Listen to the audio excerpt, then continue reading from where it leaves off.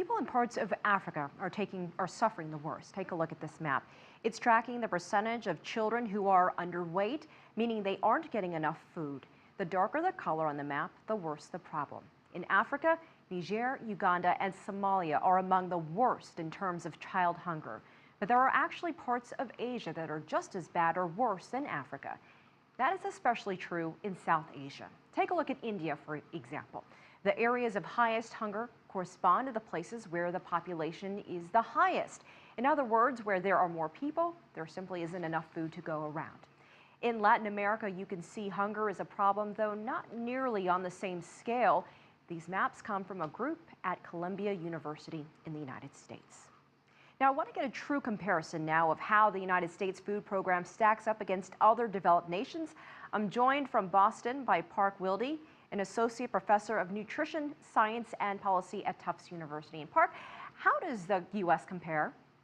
Well, the United States uses food assistance as a more important part of the social safety net. The SNAP program, formerly known as food stamps, is a big part of what the federal government provides to people in need.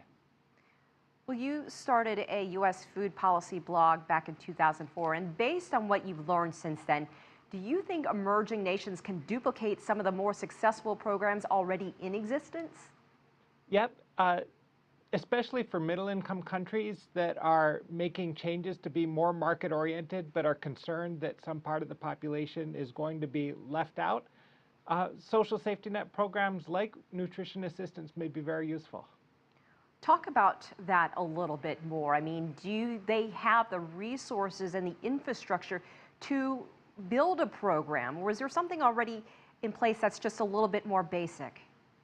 Yeah, in the United States, there were some programs available even before the SNAP program was instituted nationwide. But what makes the SNAP program different is consistent rules that are pretty much the same from state to state that allows a steadier hand up for more people.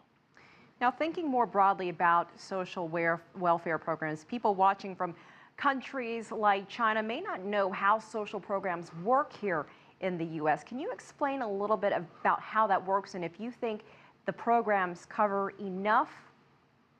In many developed countries, there's a fairly strong cash-based social safety net. The United States is a little different in that most of the benefits the government provides are in kind, meaning a targeted benefit like a debit card that you can only use to buy food in stores, which is the way the SNAP program or food stamps works.